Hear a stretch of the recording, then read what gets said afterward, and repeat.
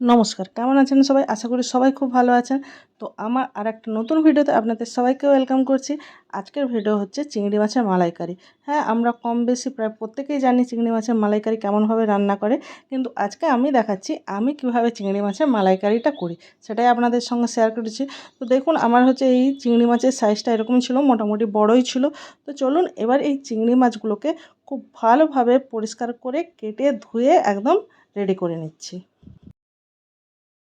এই যে সবকটা চিংড়ি মাছ আমার খুব ভালো করে কেটে ধুয়ে পরিষ্কার করা হয়ে গেছে। এবার এর ওপরে আমি হচ্ছে লবণ আর হলুদ দিয়ে খুব ভালোভাবে মেখে মাছটাকে আমি 15 মিনিটের মতো রেখে দেবো সাইডে।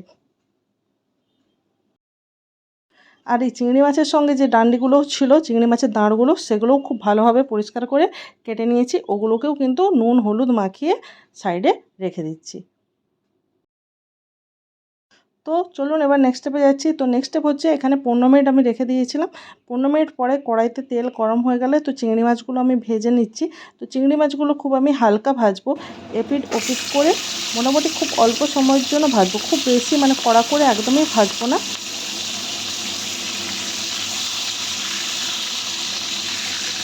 মোটামুটি এপিট ওপিট করে এখানে 2-3 মিনিট করে ভেজে তারপর আমি চিংড়ি মাছটা নামিয়ে নেব। তো আমার তো চিংড়ি মাছগুলো এক ব্যাচটা বেচা হচ্ছে না, তো আমি দুটো ব্যাচে আমার সবকটা চিংড়ি মাছগুলো আমি ভেজে ভেজে তুলে নিচ্ছি।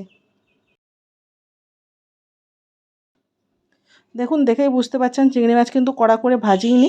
অবশ্য চিংড়ি মাছ কড়া করে ভাজার দরকারও থাকে না, কারণ কড়া করে ভাজলে কিন্তু চিংড়ি মাছ শক্ত হয়ে যায়। তো চিংড়ি মাছ একটু হালকা ভাজলে রান্নাটা খুব ভালো হয়।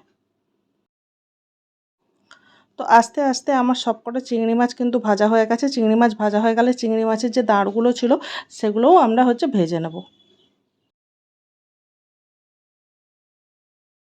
এই যে আমি একটা তুলেও দেখাচ্ছি, দেখতেই পাচ্ছেন চিংড়ি মাছটা আমি কতটা হালকা ভেজেছি।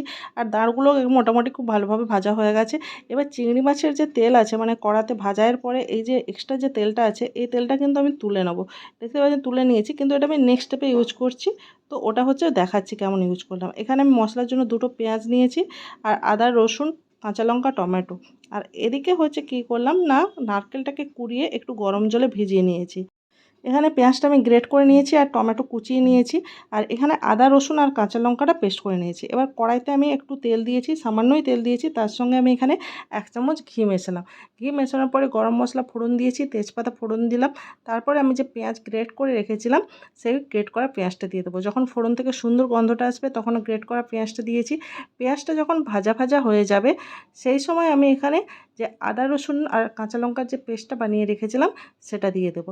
তো এদিকে মশলাটা ভাজা হতে থাকুক, আর ওইদিকে যে হচ্ছে নারকেলটা ভিজিয়ে রেখেছিলাম, নারকেলটা একটা স্ট্রেনারের সাহায্যে আমি ছেঁকে নিচ্ছি, যাতে দুধটা আর নারকেলের ছিবড়েগুলো আলাদা হয়ে যায়। একটু হাত দিয়ে চেপে চেপে নেবো, যাতে নারকেলের দুধটা একদিকে হয়ে যায় আর নারকেলের ছিবড়েগুলো অন্যদিকে হয়ে যায়। আর এদিকে মশলাটা আমার প্রায় ভাজা হয়ে গেছে। এই সময় আমি গুঁড়ো মশলার মধ্যে হলুদ আর জিরে ধনে গুঁড়ো দিয়েছি। এটাকে আমি একটু ভালোভাবে কষিয়ে নেব। কষানো যখন হয়ে যাবে, যে দুটো টমেটো কেটে রেখেছিলাম ওই দুটো টমেটোও দিয়ে দেবো। তো টমেটোর সঙ্গে যখন মশলাটা ভাজতে থাকবো সেই সময় আমি মশলার যে বাটিটা ছিল সে বাটি ধোয়া একটু জল অ্যাড করছি, ব্যাস। আর জল পরে আর অ্যাড করব না। আর এখানে আমি কালারের জন্য কাশ্মীরি লাল মির্চ পাউডারটা দিলাম। খুব ভালোভাবে কষিয়ে এখানে আমি পরিমাণ মতো হচ্ছে লবণ অ্যাড করেছি। আর মশলা যখন ভাজা হয়ে যাবে সেই সময় এখানে আমি একটু গরম মশলা দিলাম। রান্নাতে এই সময় গরম মশলা অ্যাড করে দেখবেন টেস্ট কিন্তু দুর্দান্ত আসে। টেস্ট অ্যাডজাস্টের জন্য এখানে আমি 1/2 চামচ চিনি অ্যাড করছি। মশলা আমার একদম ভাজা হয়ে গেছে। এই সময় যে নারকেলের দুধটা বের করে রেখেছিলাম সেটা আমি এখানে হাফ মতো অ্যাড করব, দিয়ে মশলার সঙ্গে ভালোভাবে গুলিয়ে তারপরে আবার হচ্ছে যে এক্সট্রা দুধটা ছিল সেটাও দিয়ে দেবো, মানে পুরো নারকেলের দুধটা দিয়ে দিলাম। খুব ভালোভাবে যখন ফুটে উঠবে সেই সময় যে আমার চিংড়ি মাছ যে ভাজাগুলো রাখা ছিল চিংড়ি মাছগুলোও দিয়ে দেবো। তার সঙ্গে চিংড়ি মাছের যে যে বাটিতে বা যে পাত্রে রাখবেন দেখবেন কিছুটা জল থাকে চিংড়ি মাছের গা থেকে বেরো, সেটাও দিয়ে দেবো। আর এখানে দিয়ে দিচ্ছি চিংড়ি মাছের ডান্ডিগুলো, মানে যা কিছু ছিল সব কিছুই দিয়ে দিলাম। খুব ভালোভাবে ফোটাবো। টেস্ট করে দেখেছিলাম লবণটা একটু আমার কম আছে, তাই এখানে অ্যাডজাস্টের জন্য লবণ দিয়ে দিয়েছি। এবার চিংড়ি মাছের যে ভাজার যে তেলটা তুলে রেখেছিলাম ওটাই শেষে দেবেন, দেখবেন টেস্ট দুর্দান্ত বেড়ে যায়। 1 চামচ ঘি আর 1/2 চামচ গরম মশলা দিয়ে চিংড়ি মাছের মালাইকারি একদম রেডি। এই প্রসেসে একবার বানিয়ে দেখবেন, সবাই আঙুল চেটে খাবে, এই কথাটা আপনাদের আমি দিতে পারি। তো চলুন এবার সার্ভ করে দিচ্ছি চিংড়ি মাছের মালাইকারি।